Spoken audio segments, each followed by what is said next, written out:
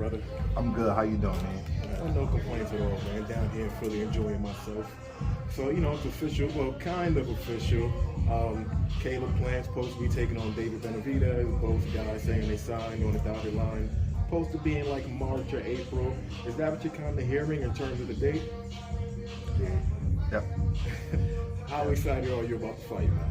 I'm real excited, get this opportunity against a great fighter, get to prove yourself, I'm really excited about the opportunity, man. I can't wait.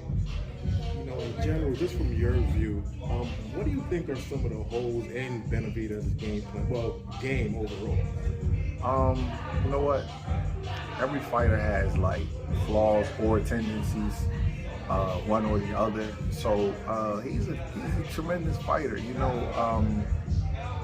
I'm not gonna sit up here and pick him apart because anybody can be picked apart. You know what I mean? You could look at tape of Roy Jones or Sugar Ray Leonard or Sugar Ray Robinson and say, well, he do this or he do that. It's up to your job. It's your job to exploit it.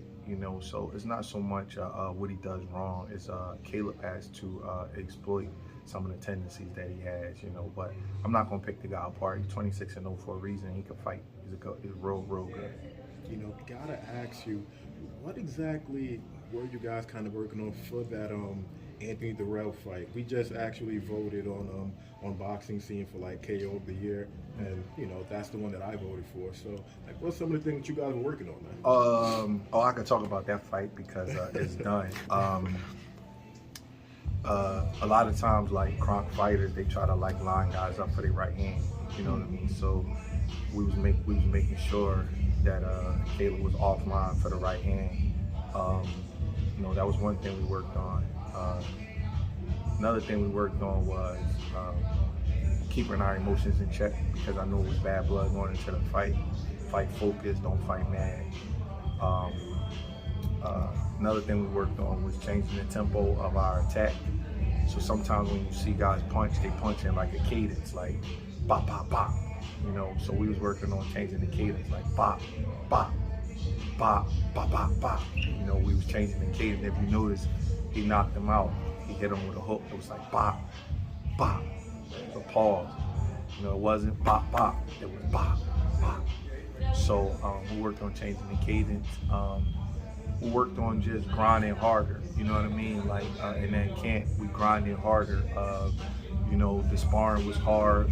It was world-class guys. It really wasn't sparring partners. It was world-class guys. It was 2-3 of them at a time. It was real work. To get him prepared for that because I knew Anthony was going to be in shape. And I got a lot of respect for his training. In about maybe camp started beginning of August. Camp started a little bit slow because Caleb hadn't really sparred since the Canelo fight. But once we got around like the third week of September, I was like, damn. I was a little bit scared because he was peeking out crazy. And the same thing he did to Anthony, he did that to a couple of sparring partners. I'm talking about cold, one shot. I was like, man, so it's my job to kind of keep the peak going so we can get to the fight. I was actually a little bit nervous because it was my first camp with him, and I couldn't believe how high he had peaked. Because I'm being honest, he didn't start out that great in camp. He was like a little bit rusty. The first 2-3 weeks of sparring, he was a little bit rusty, but once he started rolling, he really rolled. He was it was really impressive to see him go from here to here in that camp.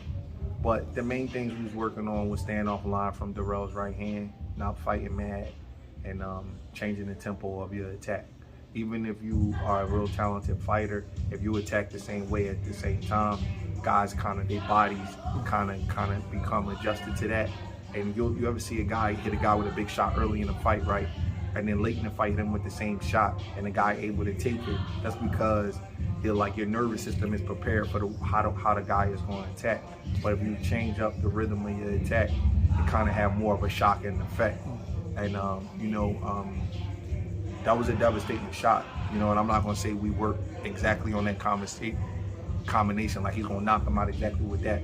But the tempo in which he did it, that's what threw Anthony off more so than the actual punch, because it didn't come at a normal tempo. It came at a different kind of a cadence, and you get hit like that. with a shot you don't see, get your lights turned out. You know what I mean? That's a real shot. Normally he punches on the move a lot before you.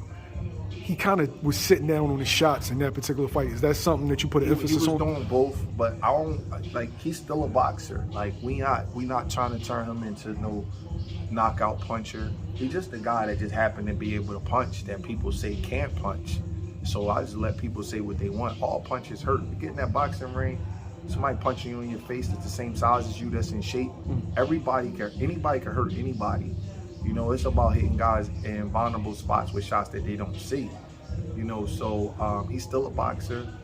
And believe it or not, punching on the move is not a bad thing. You know what I mean? Being able to punch on the move means that the person got to defend you while he's tracking you down. You know how hard that is to defend yourself while you moving towards somebody or moving away from them and they punching you? So a lot of guys, when they box, what they do is they move, they stop, then they punch.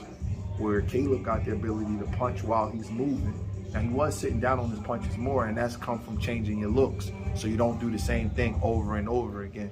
So he's just evolving as a fighter, you know. But there's nothing wrong with punching on the move.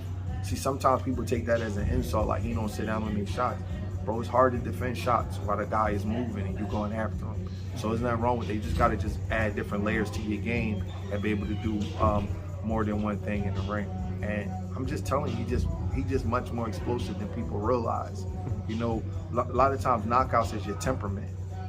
It's not so much of your ability to punch. Because he's like a pure boxer, because he's a defensive fighter, he hasn't always went for the knockouts or put himself in position. But that don't mean they can't punch. Some guys are attacking fighters and they got more of a violent attitude, so they may get more knockouts. But you don't really know who the puncher is in the fight till two guys line up. You know, he's very explosive, you know what I mean? And he can't hurt you if he hits you right. I know you're not looking for the knockout, but how confident are you that you could get a similar result against Benavidez? I'm confident that Caleb could knock anybody out if he hit him clean and hit him the right way. In this fight, obviously, you don't look for something like that, because if you look for it, you don't find it. And this fight is just a guy that we're just looking to win the fight. And however way the win comes, it comes. If Benavidez come in a certain kind of way, then he can get clipped. But listen, he can clip Caleb. It's a fight.